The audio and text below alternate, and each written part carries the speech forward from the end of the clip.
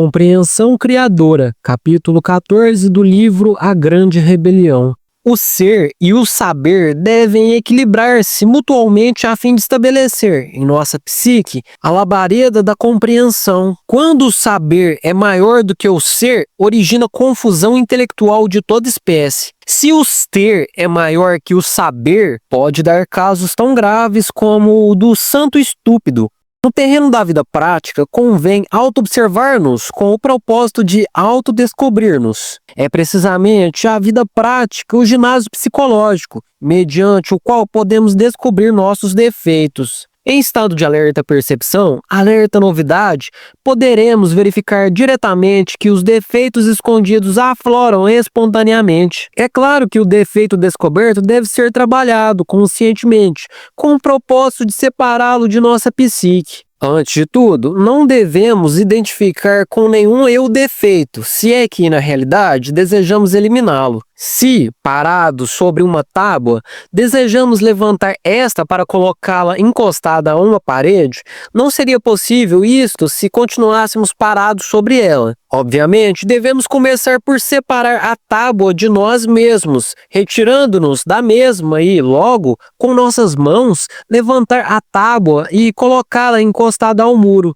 Similarmente, não devemos identificar-nos com nenhum agregado psíquico, se é que, na verdade, desejamos separá-lo de nossa psique. Quando nos identificamos com tal ou qual eu, de fato, o fortificamos, em vez de desintegrá-lo. Suponhamos que um eu qualquer de luxúria se adona dos rolos que temos no centro intelectual para projetar, na tela da mente, cenas de lascívia e morbosidade sexual.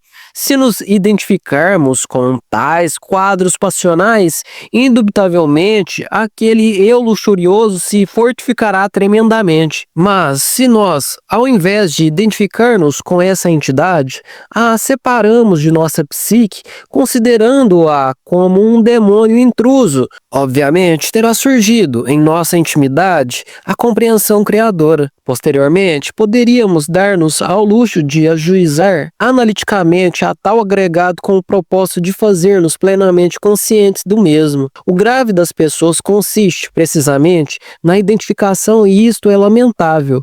Se as pessoas conhecessem a doutrina dos muitos, se de verdade entendessem que nem sua própria vida lhes pertence, então não cometeria o erro da identificação. Cenas de ira, quadros de ciúmes, etc., no terreno da vida prática resultam úteis quando nos encontramos em constante autoobservação psicológica. Então, comprovamos que nem nossos pensamentos, nem nossos desejos, nem nossas ações nos pertencem. Inquestionavelmente, múltiplos eus intervêm como intrusos de mau agouro para pôr em nossa mente pensamentos, em nosso coração, emoções, em nosso centro motor, ações de qualquer classe. É lamentável que não sejamos donos de nós mesmos, que diversas entidades psicológicas façam de nós o que lhes vem na gana. Desafortunadamente, nem remotamente suspeitamos o que nos sucede e atuamos como simples marionetes controladas por fios invisíveis. O pior de tudo isto é que, em vez de lutar por independentizar-nos de todos estes tiranetes secretos, cometemos o erro de vigoralizá-los, e isto sucede quando nos identificamos. Qualquer cena de rua, qualquer drama familiar, qualquer briga tola entre cônjuges é devido, indubitavelmente, a tal ou qual eu, e isto é algo que jamais devemos ignorar. A vida prática é o espelho psicológico onde nos podemos ver a nós mesmos tal qual somos. Mas antes de tudo, devemos compreender a necessidade de nos ver a nós mesmos, a necessidade de mudar radicalmente.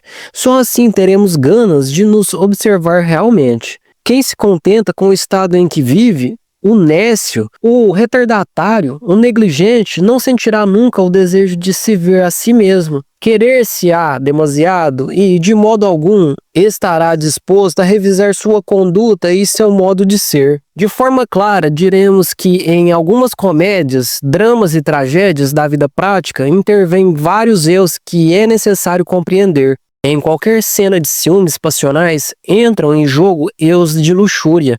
ira, amor próprio, ciúmes, etc, etc, etc, que, posteriormente, deverão ser julgados analiticamente, cada um em separado, a fim de compreendê-los integralmente, com o evidente propósito de desintegrá-los totalmente. A compreensão resulta muito elástica, por isto, necessitamos penetrar cada vez mais profundamente. O que hoje compreendemos de um modo, amanhã o compreenderemos melhor. Olhando as coisas deste ângulo, podemos verificar por nós mesmos quão úteis são as diversas circunstâncias da vida, quando, em verdade, as utilizamos como espelho para o autodescobrimento.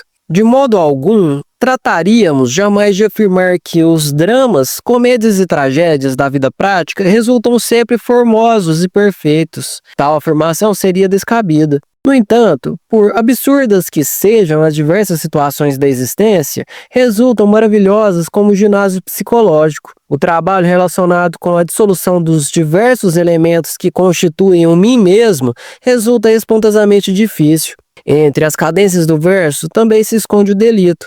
Entre o perfume delicioso dos templos se esconde o delito. O delito, às vezes, torna-se tão refinado que se confunde com a santidade, e tão cruel que chega a parecer-se a doçura. O delito veste-se com a toga do juiz, com a túnica do mestre, com a roupagem do mendigo, com o traje do Senhor e até com a túnica do Cristo. Compreensão é fundamental, mas no trabalho de dissolução dos agregados psíquicos não é tudo, como veremos no capítulo seguinte. Resulta urgente, inadiável, fazer-nos conscientes de cada eu para separá-lo de nossa psique, mas isto não é tudo, falta algo mais. Ver capítulo 16.